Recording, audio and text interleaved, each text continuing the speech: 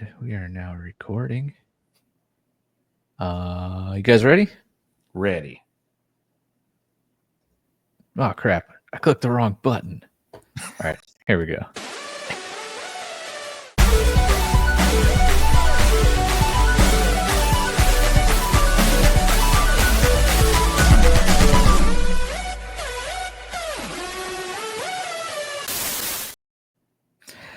Yeah, I was like really excited because, my inflection was really good. We're just going to go right into the intro, and then I clicked the wrong button, and I clicked the add video clip instead of like the intro, but I could have.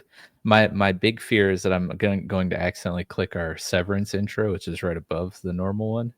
So yeah, my fears shifted south instead of north. But how are you guys doing tonight, Tim and Nina? Good. We're good. Awesome. Yeah, we're here. We're back. We're going to be dissecting and breaking down episode 5, The Wolf and the Lion of the House of David. I'm joined by Tim and Nina from the Bear Fruit podcast. And yeah, man, season's flying by. Can't believe we got 3 episodes left. But yeah, overall, just general thoughts on the episode. You guys like it? How'd this one feel for you? I thought it was good. I thought there was some good character development in there.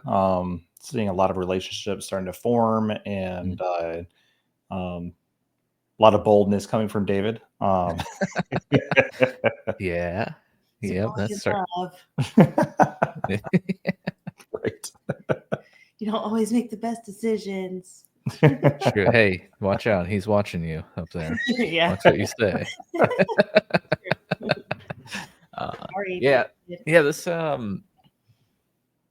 episode, I was thinking before we jumped in here, I was like, it's kind of an episode where like not a lot happens, but also like a lot happens, Yeah. kind of. And I was thinking, I was like, this might actually not be a super long podcast. And then I like scrolled through the outline of the episode, and I was like, oh wait, yeah, kind of actually a lot happens. I don't know. we'll see. But yeah, a lot of politicking going on in this episode. Yes. And like you said, Tim, a lot of relationship building, literally building relationships out of nothing. But yeah, and there were a few moments in the episode where I was like, are they gonna do something that didn't necessarily actually happen in the Bible? I'm sitting there Googling, like, oh, yeah. I was on the edge of the couch, and the actual couch, not like the couch that we've discussed. just that'd be very family. weird way. Yeah, very weird way to watch the show. Yeah, and then it's just a big tease. They were all just big teases. It's all a big tease. Yeah, we'll just start from the beginning. I gotta find out if the actor who plays David is actually singing. I gotta find it out, because like whoever's singing has a beautiful voice. We're treated with a nice song at the start of the episode. David playing, plucking on the harp and singing like an angel out in the field, and Mikhail's just taking it all in from the balcony. Just gushing. That's right. But no, the beginning of this episode, we have a moment in the library again. That's what I'll call it, the library, the scroll room, whatever that is. Between David and Mikhail, they're in there talking, flirting, learning how to read / teaching. And we find out, Mikhail's doing the typical royal thing of being like, oh, I just wish I was a normal person. Oh, life's so hard being a princess, living in this. Yeah. Being all privileged and stuff. But yeah, a little trading of secrets, as you could say. What do you think David here was? Because before the queen comes in, he's like getting ready to, get real with Mikhail. Do you think he was going to tell her about the anointing and Samuel and all that? I don't think so. I think he was maybe going to tell him that he was an illegitimate child, maybe. Well, later 'cause- on, he was like chasing after her to because tell he him. was going to tell her so- that, but I think in that moment, I don't think he was necessarily going to tell her. Maybe because he does have like him being He like, got some secrets. He was lying. I killed a lion. Yeah, That's my secret, except I tell everybody. he's literally just going to tell everyone in the show. I love it. I hope that happens more. Like, Hey, I killed a lion. Killed a lion. And a bear. Yeah. Yeah, I wasn't sure if he was going to spill the beans there or not.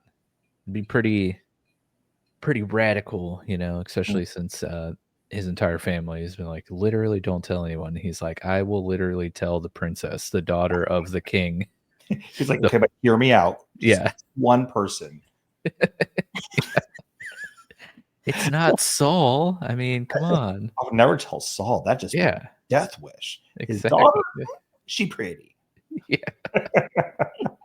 Yeah. But the conversation between David and Mikhail's, it's pretty nice. Mikhail's like basically thanking / like complimenting David about like how he's been able to comfort her dad, and he, of course, like any smooth dude out there, just turns it right back around. He's like, "Oh no, it's you! Every time you walk into the room, his eyes light up and his mood totally changes." And we're like, "David, quit talking about yourself."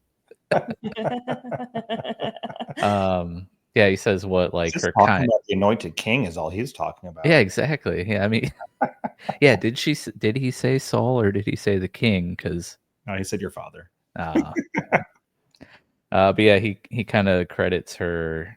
What's it say? Kindness, grace, and wisdom, bringing peace to the king, and yeah, this little powwow in the library gets interrupted very rudely by the queen, and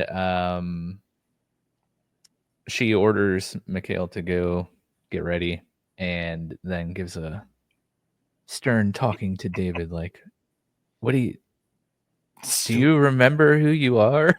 Like, what are you doing, hanging out with my daughter in the library, like by yourself?" Alone, yeah.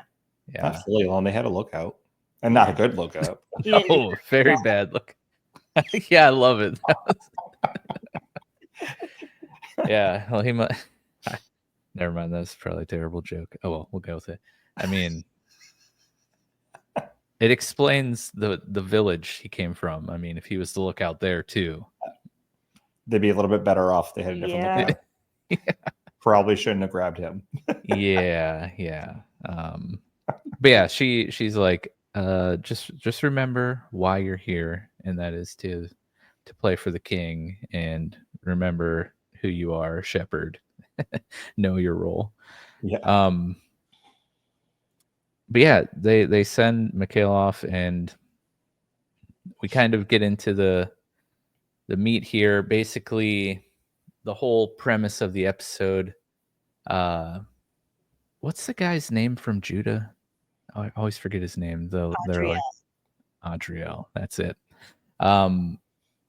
He and Saul are kind of talking, and basically they're trying to arrange a marriage between Saul's daughter and one of Adriel's sons, to kind of bring the two tribes together politically as kind of like an official like alliance of sort. And yeah, what'd you guys think of the whole marriage setup and what transpires through the rest of the episode because of it. It was meant to be a distraction. I believe that they said, like, when they were talking about when the queen and the witch, they were talking about it, right? Oh yes, that's right. Yeah, because Abner was there. Yeah, Abner was saying that they need to show like sign of continued faith, and of course, the medium was like, no, love. Yeah. I mean, it's something that like politically happened a lot in that time frame. Well, so yeah, but it was also like to distract the people from what's going on with Saul. I believe that's what they were trying to distract from. Yeah. This is about the time that I might have missed a couple minutes of the episode because I started Googling. Yeah. Yeah, kind of plays off the idea that Eshbal had last episode before he was basically kicked in the shins repeatedly for the rest of the 45 minutes of the episode. Which who knows what's going on with him anymore? Right. Yeah. Didn't get to see any of him this week. But yeah, just an event to occupy the attention of everyone and get it off of Saul and onto something else. But yeah,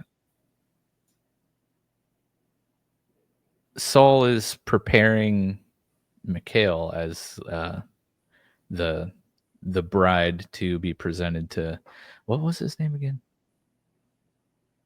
Adriel. Okay, I'll remember it. I think Ariel, and then I was like, wait, it's not quite Ariel. Not quite. It's the masculine form of Ariel. There you go. He is not a Little Mermaid. He is not a Little Mermaid. It's the 2026 remake coming soon. But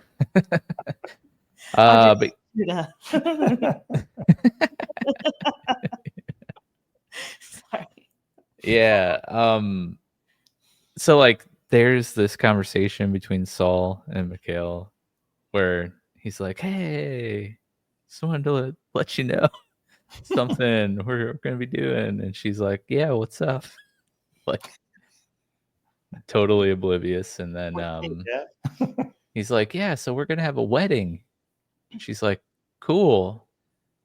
And he's like, you're gonna be in it. You're gonna be in it. She's like, wait a second. Slowly expanding it. Yeah. You're gonna be dressed in white. What else? Yeah. I kind of enjoyed the like slow reveal and her like slowly like coming to terms with, oh crap, he's marrying me off to somebody else. But yeah, like you said, it's kind of reality of the times. I mean, I think in some places it still happens, which kind of sucks. But yeah, distraction and like political gain here. All this is going on while all this is going on, there's like a 1 minute scene in the hallway with Ruben and Jonathan, I think, and maybe David or somebody. But essentially they're walking through and like we hear that other border towns are have been attacked. So that thread is still being weaved behind the scenes of all these other story plots that we're getting this episode, that there are still border towns being attacked, and things are escalating. Yeah, where do we go from here, guys? I just don't even. Do we stay with the wedding thread, or where should we go? I think the wedding was like the main focus, and like there's little things that are like tied in here and there, but I think we can go with the wedding, and then as the other things kind of come up, we can kind of talk about the side stories within. That probably would be the most coherent thing. So, Tim, can you walk us through like Adriel? said it right. Adriel and Saul's like conversation here is they're like basically negotiating this arrangement. Yes. Yeah. So Adriel is kind of throwing some things out there that, Saul really not a fan of the idea. Like, oh, just give me a scroll. And this scroll would be cool. How about we do this? How about we do this? And they're bartering back and forth. And they're really struggling to find some sort of common ground. And I think Adriel's really pushing it. It's like Saul finally gets to the point where he's just like, hey man, you don't have as many cards as I do here. You're getting a better deal. Stop. Yeah. I'm trying to think about what else they discussed in there. Well, it's interesting because like remember at this time like literature is not like widely available. So having something as simple sounding today as like a scroll or a book was like a huge deal. Yeah, especially scripture. So yeah, he was kind of asking for a bit there. Yeah. Well, and as the Lord's anointed too, I think, like there's a lot of responsibility that comes with that, with protecting the scriptures and all of the other aspects of, being like all the other aspects of what God has given to the people. So I think, Saul initially saying no isn't necessarily like him just being a jerk about it. I think, it's like he's like, I don't think that would be wise to give you a scroll because like, really, like he should be keeping all of that safe in like a sacred holy place because it is holy scriptures, the words of God. So a sacred holy place where teenagers can go and try to make out. You can't tell me you've never been at church before. That's not the subject of this conversation. Yes. Oh, man. I do love it though, because Saul's like basically by the end of this conversation, just like, dude, like, what do you want? What can I give you so you'll just like shut up already? Shut up and go away. Yeah. And Adriel's like, actually, now that you mentioned it, how about you? Yeah, just let me be your advisor. Get me in the inn. Let's go. And Saul's just like, all right, whatever. Sure. Deal. Does that mean that you shut up now? Perfect. Yes. Will you be leaving? But yeah, these are of course, like, this is the bridegroom price. Is that what that's called? Or what's the dowry? The dowry. What the purse, what the bride's family would get is giving. Yeah. Okay. Yeah. Oh, giving. That's right. Yes. Yeah. So that's what they're negotiating here. Because the woman's not enough. It's just you have to have something to go with it. Yeah. Right. Yeah. I mean, dude, that's insane. Because like, king's daughter marrying some schmuck from some small tribe. Well, not small tribe. Judah's the biggest tribe. Large, yeah. But still, like a king and like a dude from Judah. That's not enough to just like be related now by marriage to the royal family. Nope. You gotta have more. Always gotta have more. So greedy. Never be satisfied. Politics, man. Right. But yeah, what's Adriel's like, what's his like long play here? Like, why is he really trying to get into the good graces of Saul and into his pocket? I think his big thing is he just wants to have more political power. Because earlier on in the episode, it had shown him just kind of being like, I can't believe that you guys are coming and bothering me again about something. Yeah, because like, Abner visited him earlier on. Yeah, he's like, I already backed Saul. What more does the house of Saul need from me? This is ridiculous. Well, because Israel and Judah are kind of separate at this point, right? Or are they still one nation? I think they're still one nation. I think they don't separate yet. Yeah, the civil war, so to speak, happens later, like when David becomes more kingly. Got it. Kingly. Yeah. Makes Yeah. sense. This very, very technologically, educated word right there. That was so dumb. But yeah, so that's right. Because yeah, you're right. Abner and Adriel kind of like met in the tavern or whatever, and basically Abner like orchestrates this whole thing.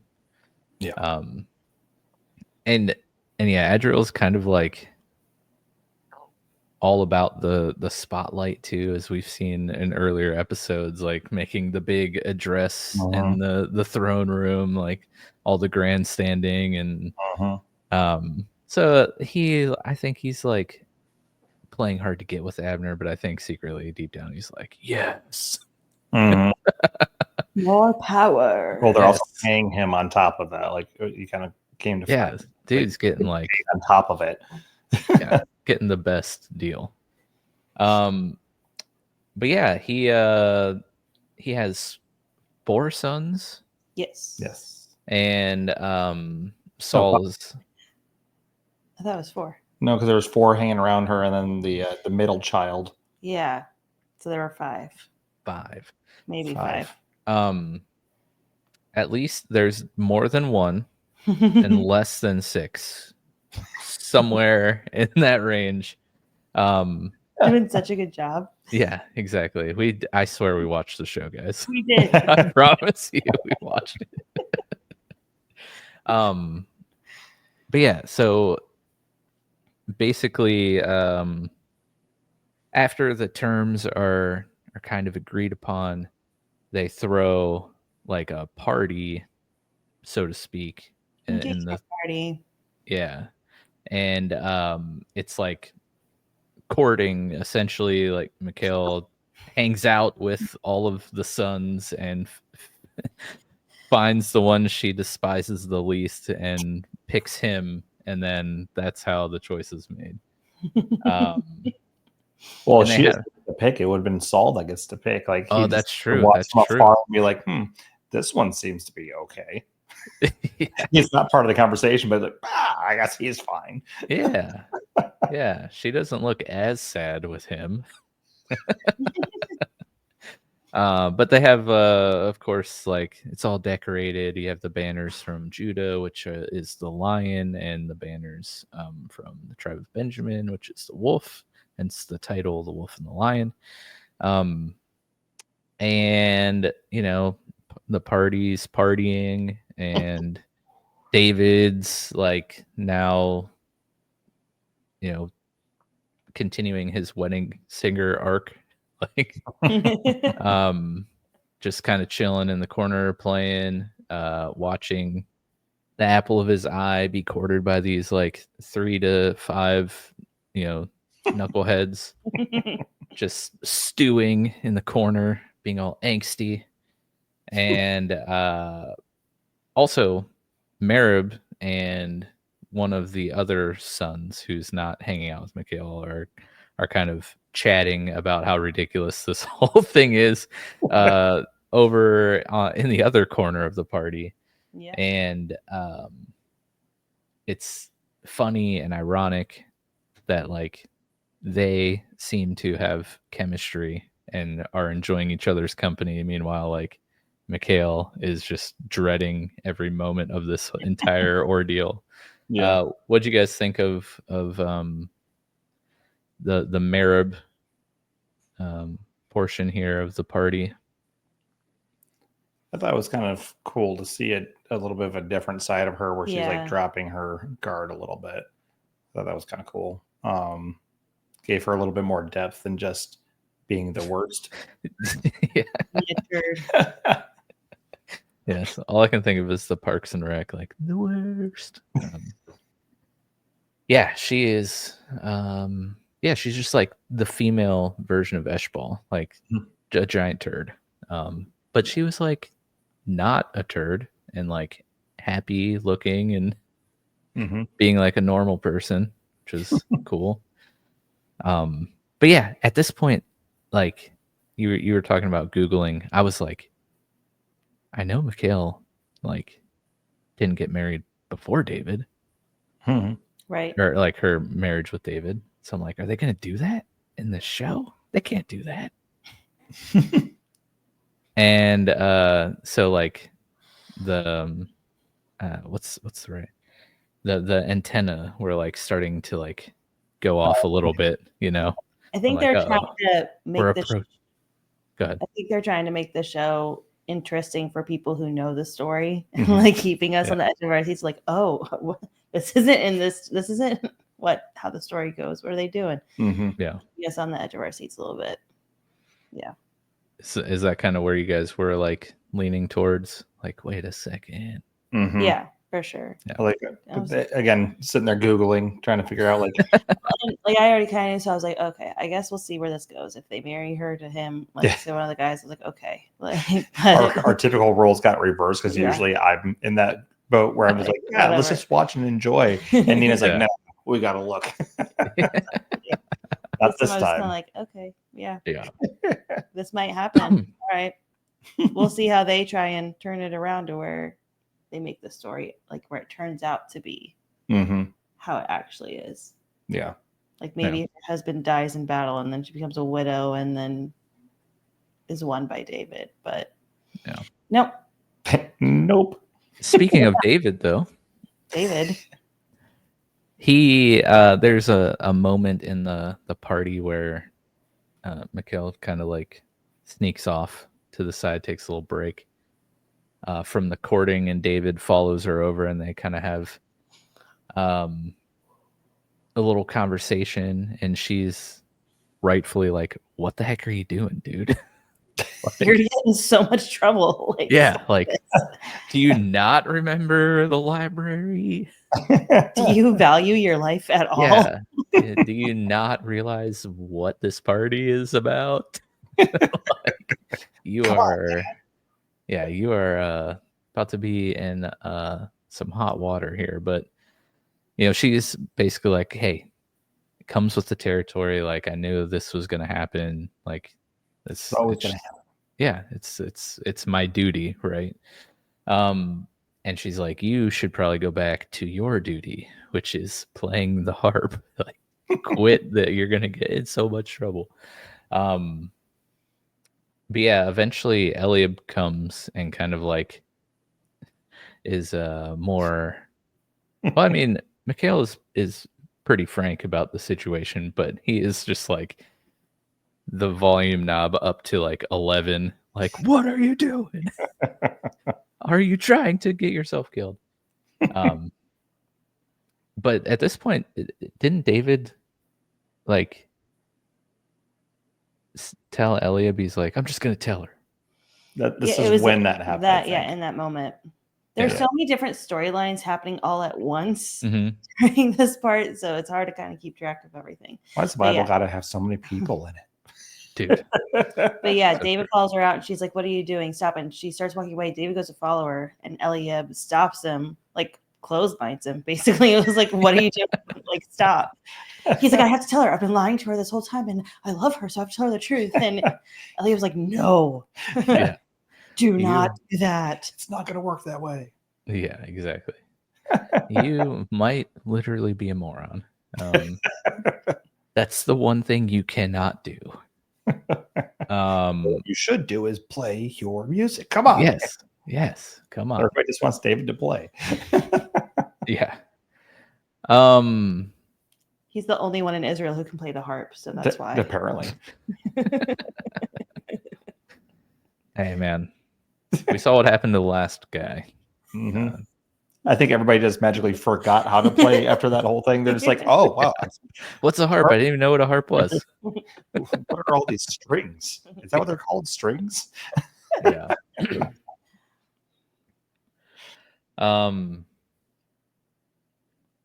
Yeah, while this is going on, Adriel and Saul are kind of like, he's still trying to negotiate, and Saul is like starting to lose it a little bit, like both in annoyance but also like lose it like he has been throughout the earlier episodes. where that spirit of torment is coming over him. This isn't the part yet where like oh, is he is the king like in the background somewhere, but not as like much and aggressive as later on in the episode. I think you might have shown him kind of like in like amongst the crowd, but like, nothing actually happens at that point. Yeah, so we start seeing like it's the king, the Amalekite king that they well, I should say Samuel disposed of. Yes. But that's kind of, what is tormenting Saul. That was interesting that they depicted it as the Amalekite king as who was tormenting him. That was interesting.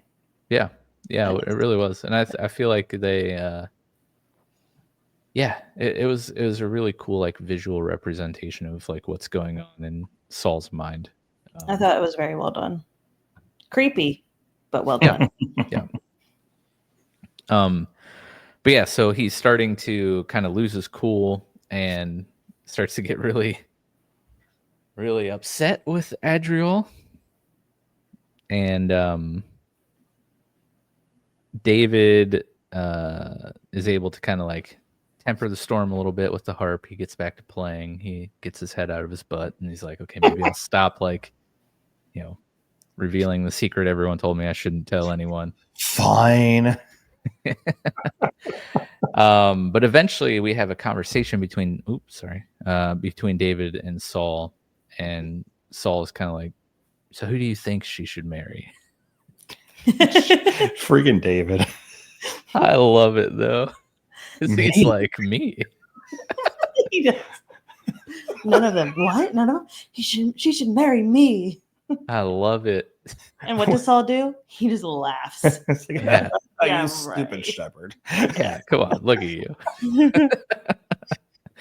But that was great though, because one of the things that my wife mentioned liking a lot about this episode was David's like confidence and boldness,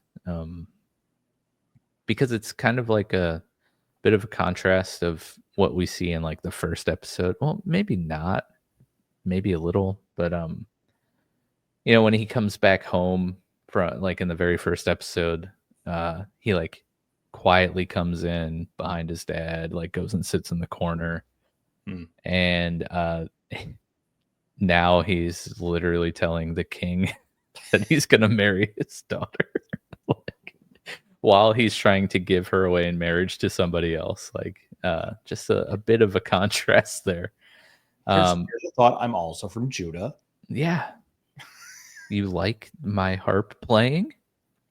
I'll be in the family forever, But what do you think? I mean, did that kind of take you by surprise? I think we both audibly were like, no, David, what are you doing? He was like, he should marry me. I started laughing. I was like, like that amount of boldness.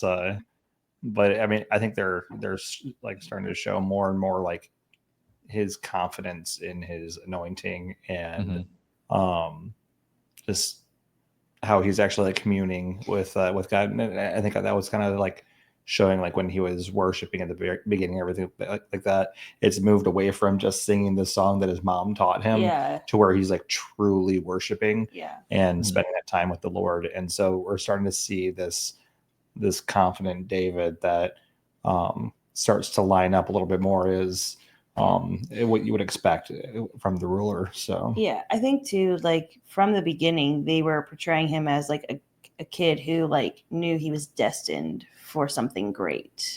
Like he just knew he was like, there has to be more than just being out in this field shepherding, like I just feel like I'm meant for something greater. And then he was anointed and he's like, oh, this is something greater. And then, but now that he's actually in the palace, and I think he's realizing like, this is what I'm meant to rule this kingdom. And so I think just kind of because he already knew that he was destined for something great, because that's actually kind of starting to slowly unfold in his eyes, probably, that he just decided to go, like, he's like, okay, yeah, this is what I'm here for. So Yeah. let's go with it. So yeah. It's pretty cool to see too, because like, I mean, as you guys know, when you know that God has called you to do something or given you something to do, like you have to have that confidence and that boldness. Yeah. Because like the Lord gives that to you. Right. Like, especially if you know that you're doing what God has called you to do. Yeah. That's where like you can like move in his power, right?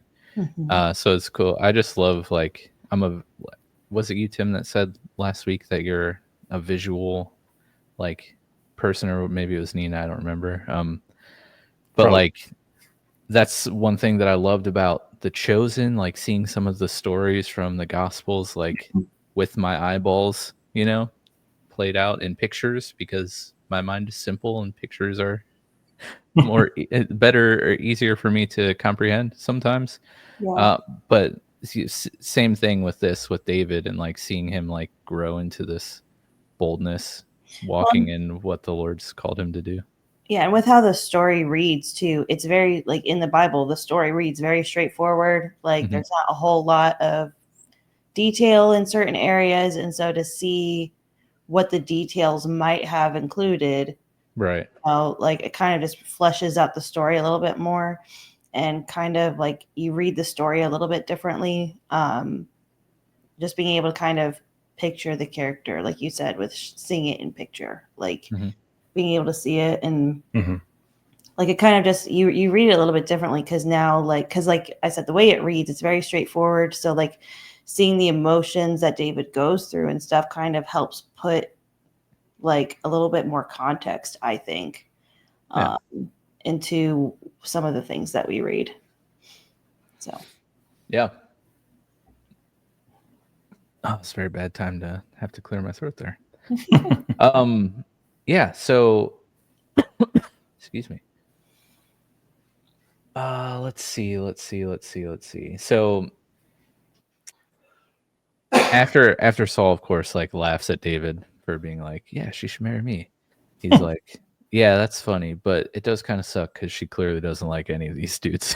right.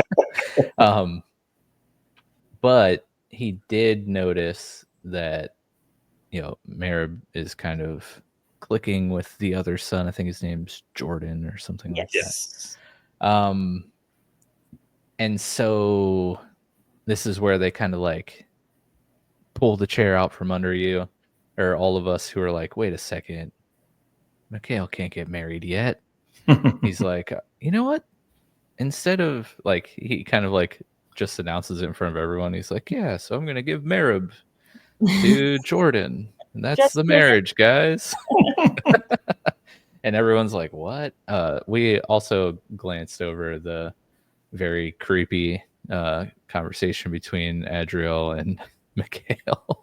Yeah. He's like, man, if my wife was dead, I mean, I'd just marry you. And it's like, whoa, dude. Thanks. Yeah. Like, yeah, exactly. Like, he was very respectful. what are you supposed to say to that?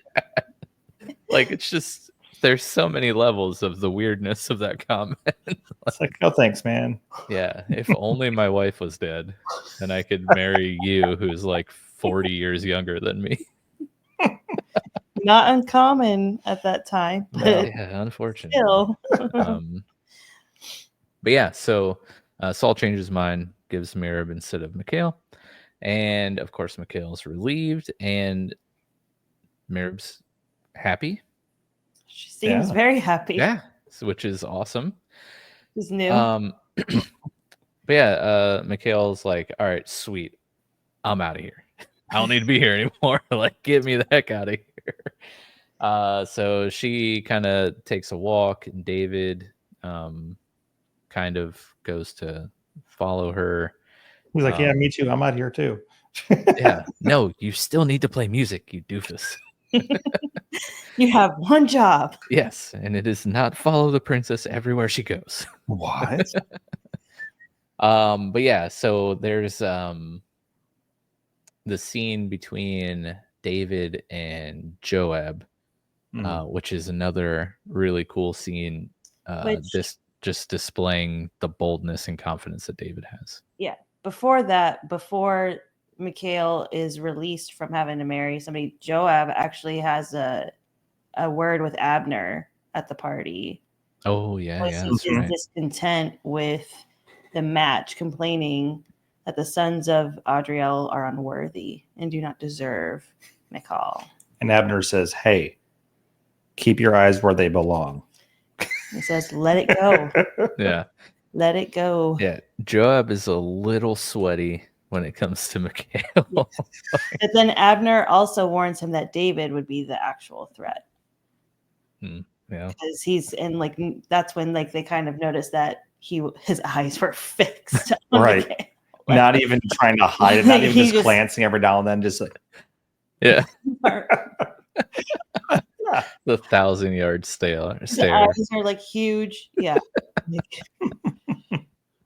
Yeah. Yeah. So with that in mind, Joab runs into David out on the fortress wall here as David's trying to find his lost Mikhail. And basically Joab threatens David's life. He's like, "Hey, you don't think I notice? You checking out Mikhail? I'm the only one that gets checked out, Miguel. I love Mikhail and know that I can't be with her, so there can only be one. This fortress isn't big enough for the two of us." Okay. Yeah, he channels his inner Highlander. There could only be one. But yeah, so he's like holding David over the wall, and he's basically like, "Tell me I won't just drop you right now." And David's like, "All right, Do it. whatever." His response, though, like it was so good. Just, I know God's calling in my life. Do you know yours, cousin? Yeah. Yeah, And just chills him to the bone. yeah. And then Joab just starts crying and runs away. It was me. I'm telling my dad. Yeah. Talk to your dad. You're being in so much trouble. Yeah, exactly. But it was really cool seeing it again, just like David just fully embracing what God is doing in his life and knowing that, like, you know, God's got me because he has a purpose for me.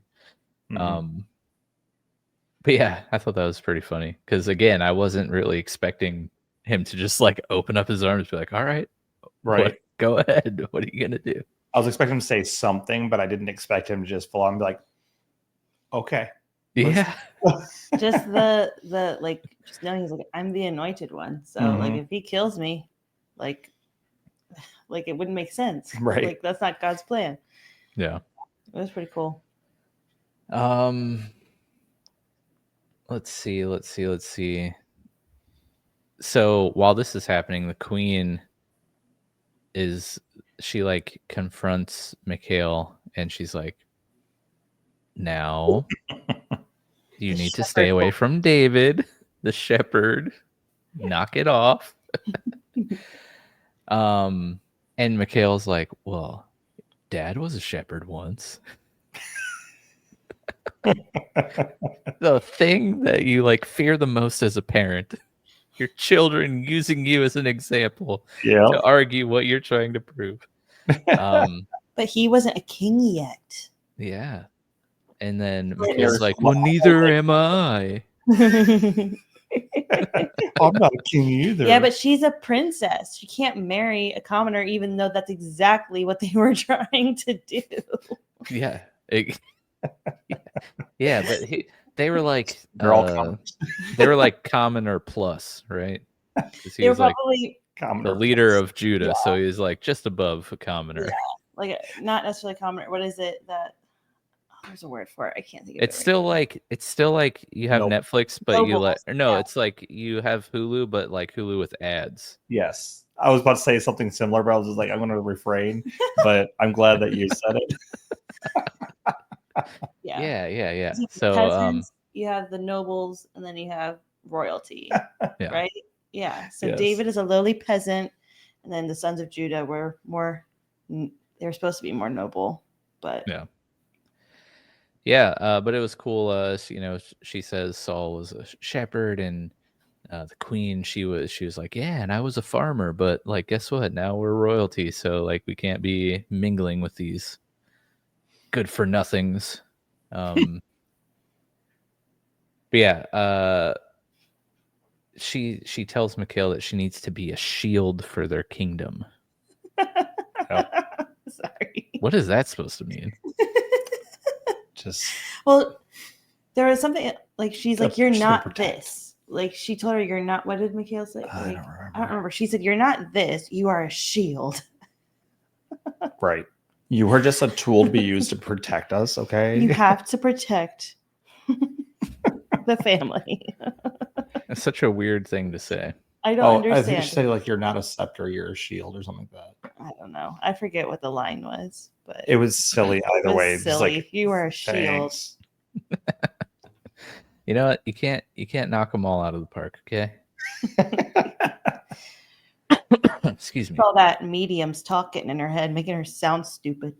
Dude, that lady, the medium, like, needs to see a hairdresser. Like, I'm just like, that is like a very 1991 like hairdo. Like, she was just way ahead of her time. I think Prince had the same hairdo. Yeah, like you got the wrong like time frame here, guys. Good effort, but so after breaking off the marriage of Mikhail, Saul kind of like starts going into a little breakdown here, or starts spiraling. He's unable to sleep, like we've seen in past episodes, and he kind of like takes a little stroll, heads to the throne room. And David, like, this dude is just like everywhere that he probably shouldn't be. He's just chilling in the throne room, and they have this conversation. David's like looking at the carvings on the wall, and I think they've made reference in this episode, maybe in other episodes too, but the fortress they're in, they took from, was it an Amalekite fort or a different? I think it was Philistines, yeah. So they're in a pagan fortress with like, carvings and statues and pictures of like the pagan gods and stuff. And in this particular scene, David's looking at it, and like they've like chiseled off like their faces. One of the representation of these pagan gods or whatever. They kind of have a little conversation about that, but Saul's like thinking out loud, like wondering what his legacy is going to be and how he's going to be remembered. And he oh wait, so that's how it ends. So yep, we got the whole. Well, there's kind of like four. Yeah, I don't know why I put this up here. Yeah, they put this out of order. Yeah, so we'll revisit that. I promise we watched the show. Yes, yes, exactly. That's easier to keep you interested. Yeah, that's right. What does that all mean? We're just doing what they did to us. Like, they can't be skipping over all of these parts and talking about the end of the episode right now. We're not. We're not. We planned this. Yeah, exactly.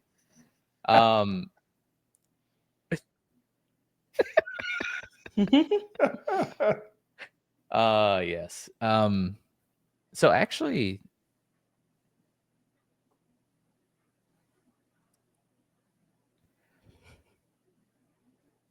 I'm thinking here because now I can't trust my notes. So I think the only thing we haven't covered is the big party that's supposed to be. Yes. Yeah, they have marriage. They have the party. Mirab and Jordan are like scheduled to be married here. And Adriel asked for the scroll to read Jacob's blessing over his son, right, to bless the marriage. Mm-hmm. And they get the scroll, and he's like reading through it, and as he's reading through it, that tormenting spirit is like kind of cleverly like on Saul's shoulder, so it's like a very literal representation of the devil on your shoulder, which is kind of funny. But whispering in his ear. yeah, so he's like, as he's reading the blessings, he's like, Judah is trying to take, your kingdom from you. The lion will turn on you. Yeah, and he keeps whispering these half truths, because it is true. Right. Judah is going to take your kingdom from you, but it's right, but it's not him. So which, just a little side note, like all of the deception that comes at you is always like littered with those half truths. Yes. That's why it's so important to like, this is such a tangent, like offshoot thing, but like it's why it's so important to like be in the word and scripture and have like prayer time and like time with Jesus, so you can like discern his voice over the deception, right? Because the deception will sound true, and that's how it deceives you. But yeah, so we see that here in this conversation, and like as Adriel is like reading, and like Saul is just losing it like more and more, and then all of a sudden he's just like flips out. Yeah. What does he do exactly here? Let's, Nina, why don't you like take us through what happens here? Yeah, so like Adriel, we already said that he requested a copy of the scroll, and Saul at first was like no, but then towards the end of the night, Saul seems to be in very good spirits because he's making Merab happy by letting her marry this guy that they seem to really connect with, and so he seems to be in really good spirits. So he ends up giving the scroll that Adriel asked for, and it was Jacob's blessing of Judah. And so Adriel was reading it aloud. The scepter shall not depart from Judah, which is Genesis 49:10. What are you doing, man? Fixing my headphones. Okay. Trying to be inconspicuous. You're not doing a good job. All right. So Not now. you weren't. Anyway, sorry. Then Saul has the hallucinations, like we said, of King Agag, who is telling him, the lion will turn on you. The lion is the Lion of Judah. That's what the representation of Judah. And he warns them that Judah's going to steal the throne. And like you said, that's kind of half true. It is true, but Adriel wasn't going to do it. But right. Anyway, then Saul, the more Agag starts talking, keeps talking and stuff, the more Saul gets agitated, and David's not doing his job of playing the harp to keep Saul calm. David's like, let's see how this turns out. Classic David. Like he's not playing the harp like he's supposed to, and it gets real awkward real fast. So then Saul stops Adriel, and then he instead recites Jacob's blessing on Benjamin, because Saul is from the tribe of Benjamin. And the blessing says that Benjamin is like a ravenous wolf. That's found in Genesis 49:27. So hence the name of the title, the wolf and the lion. But then in a really crazy moment of being paranoid, Saul accuses Adriel of plotting against him and revokes the marriage deal. And his wife, Saul's wife, comes over and I was like, Saul, like, you need to calm down. And he straight up just puts his hand on her throat. She like, what wrestler did that? Was that like the Undertaker? Just like, oh, yeah. And then he tears down the tribe of Judah that was being that was hung in the refuge. Breaks his wife's necklace. That was her favorite thing that he's ever given her. And he is not the 4 children, just the necklace. Well, I mean, to be fair, half of them are kind of turds. So I would say, have you met 2 of them are pretty great. Yeah, that's true. I mean, like 50%. I mean, nah, Hey, that's still failing. It's still failing. And Mikhail's trying to run off with a shepherd boy. So Okay, Yeah. yeah, So really, it's only one. It's only it's only one. 25%. But anyway, yeah, so it was a real awkward moment. And Merib is crushed that he broke off the marriage. says his family is a curse. Yeah. Yeah, because for once she finally felt like, I think, joy for the first time in her life. But she felt like she had a purpose, right? She was actually useful, and it was just like pulled right out from under. Because earlier in the party too, like during that gathering, Jordan is with the other of his sons, kind of just doing what he's supposed to do. He's not interested in Mikhail. He's interested in Mira, but he's got to sit there and make it look like he's interested. Yeah. And then Saul comes up and asks about like recognizes love because he married his wife for love. So he's like, okay, well, and Merib is surprised because she believed that Saul didn't care if she was happy, didn't care about her happiness.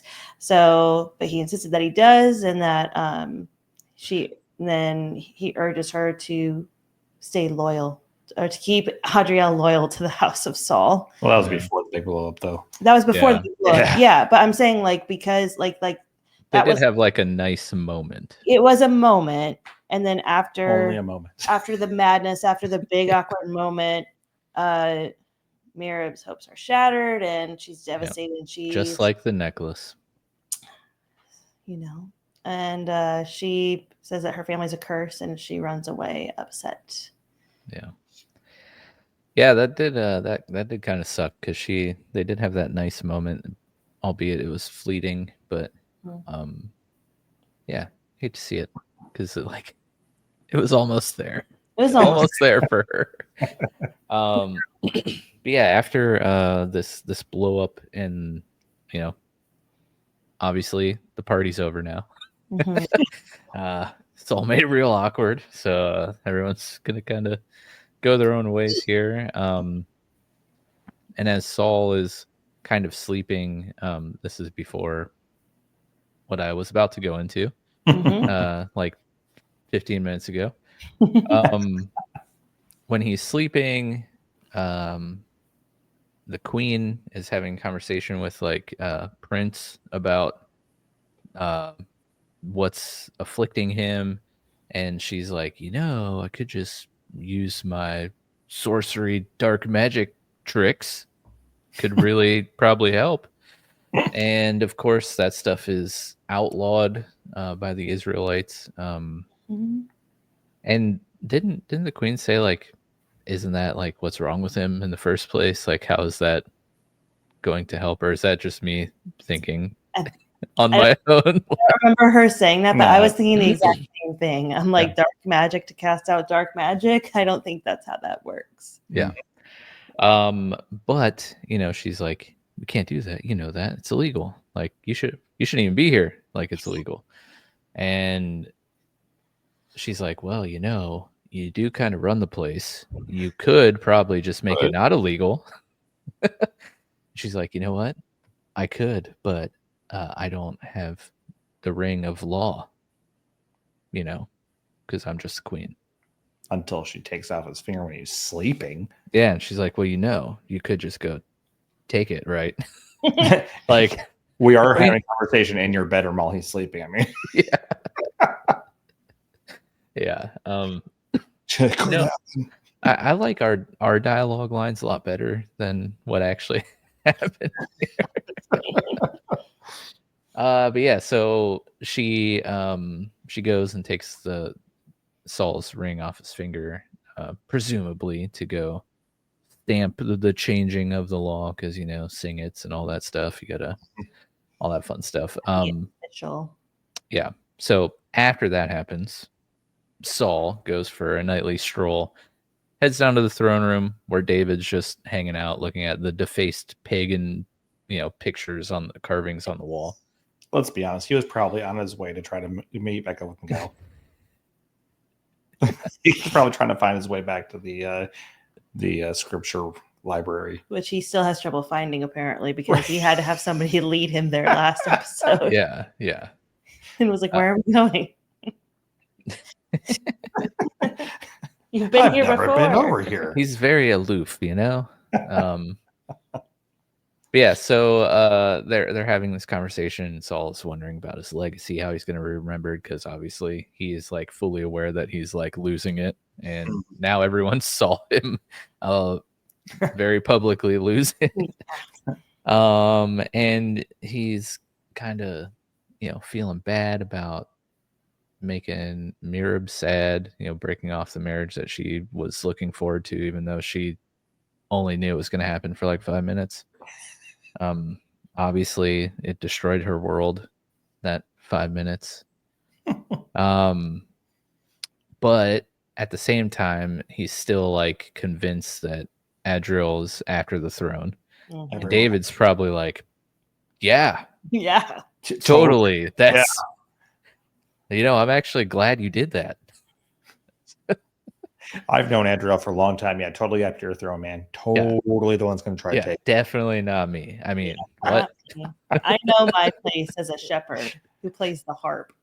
Definitely I would never overstep my bounds. Yeah, definitely. No one's told me to say that like 5 times this episode. But yeah, to make it even more awkward, Saul's like, "Yeah, you see that over there? That's the throne, Most people, they really want to sit in it. You want to? You want to try it out?" After freaking out that somebody wants to steal his throne, he's offering for David to try it. Because all men desire the throne, so all men are technically against Saul and coming for the throne. Yeah, but David, hear me out. You want to try it? Yeah, exactly. Everyone is a threat. And surprisingly, David didn't say, "Heck yeah," like he did earlier when he's like, "Who should my daughter marry? Me." He did a coded heck yeah. Yeah, he's like, "Oh, that's only for the anointed." But this was a cool scene though, because even earlier in the episode, like when Saul's trying to figure out what to do with the whole wedding arrangement, like David kind of is like, well, obviously this is before the end of the party, but he's like, see how you are with the queen, and like, doesn't everyone deserve like that kind of love, essentially paraphrasing. Like, and then that's where he's like subtly planting seeds of like, the way that your daughter and I feel about each other, but also how you're seeing Merib and Jordan, and that's kind of what gets Saul to change his mind. But you're seeing like Saul likes David, and he did in the Bible until he figured out that David's going to take his place. But it's cool to see like that relationship build. Like, are you guys feeling the same way, or am I just kind of?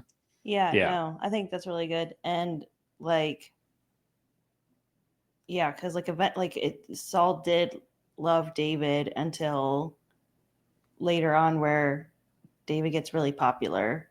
Mm-hmm. Yeah, he gets really popular, and so then he hates him because the people love him more than they love Saul. And so I think he even starts hating before he knows that he's going to take over the throne, because the people just love him. I don't know about that. I believe so. Yeah. Yeah. But I just, the song that the lady sings when David comes back after a battle, like talking about how David slays 10,000 and Saul slays 1,000.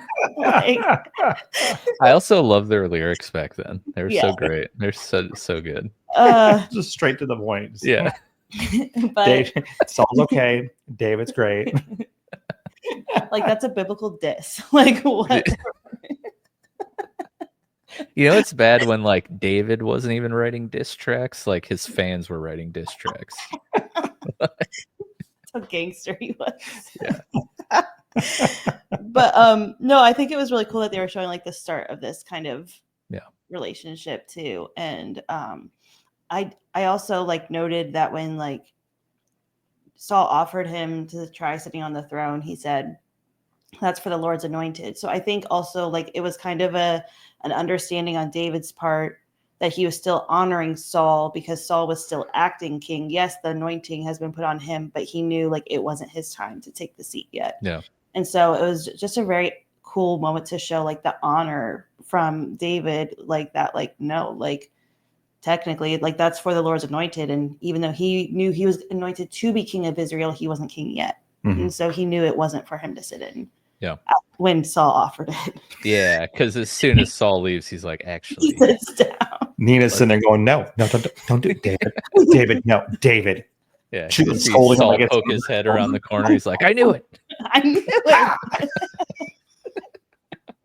I But kind that's not who poked their head around. No. Who was it? It's Mikhail.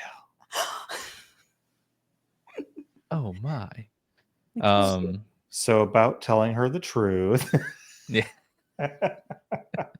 Yeah, what do you think's going through her mind? Kind of think that he's got some splaining to do at this point. I think she's going to have a couple of questions or be I don't know if maybe he'll try to blow it off like, oh, well, I didn't want him to think anything, but then I really got curious immediately after he walked out of the room. But he has that desire to tell her the truth anyways, so I don't know if they're going to have him tell her or if it just won't play out. And it'll play out, I'm sure, but yeah. I don't know. I don't know.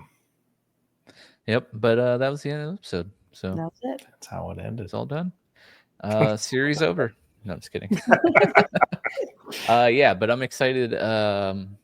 This was like it was a good episode, but I'm looking forward to next week. Maybe see some more of the building tension between Philistines and Israel, and like maybe some more of Goliath and his brothers, and like what's going on there. This was very confined. We were in the fortress the whole time. Yeah. And almost the throne room like the whole time. Like Yes. probably like 75% of the episode. Right. So yeah, excited to see what's going on, especially with the border towns that are still under attack, and what's going on there. So that'll be interesting. One little update, which is pretty cool. My buddy from the Funny Science Fiction Popcast, which if you've been a listener of Showboys, you are probably familiar with another Tim that we've had on our podcast several times, Tim Bicycle, which I also refer to him as Mr. Bicycle in Discord. He is having the showrunner of House of David on their podcast. I think it got rescheduled to next week for an interview, which is really cool. They do a bunch of interviews over there, so go check that out. But I messaged him and I was like, Tim, please ask him how many seasons they're planning on doing, because I need to know like how far they're going to take this. Because like, obviously the story of David and Goliath is, no pun intended, a big story. It's a giant story. But it is like just the beginning of David's story. Yes. Right. There's so much more of David outside of Goliath. And so, I mean,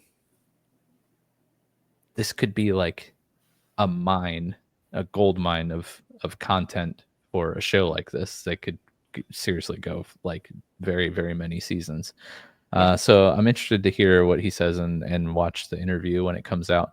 Whenever it does come out, I'll try to include that podcast episode link in our episode description. So stay tuned to that, or for that, go check out Funny Science Fiction Podcast, and then of course check out Tim and Nina's stuff at Bearfruit Media, right? Media, yes. Yeah, yes. Your next episode should be coming soon. This Thursday. Yeah, it's good. Nice. We just recorded it yesterday, and ready to edit it and get it out there. It's gonna be real good. Awesome. So go check that out. The link to their website is in the episode description. Subscribe here. Check out Patreon, patreon.com/showboyspodcast. And we'll see you next week. Have a good one.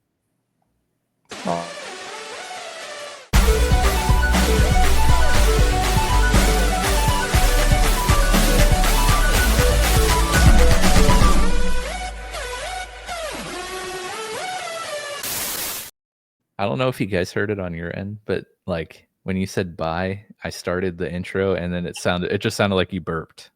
It was awesome.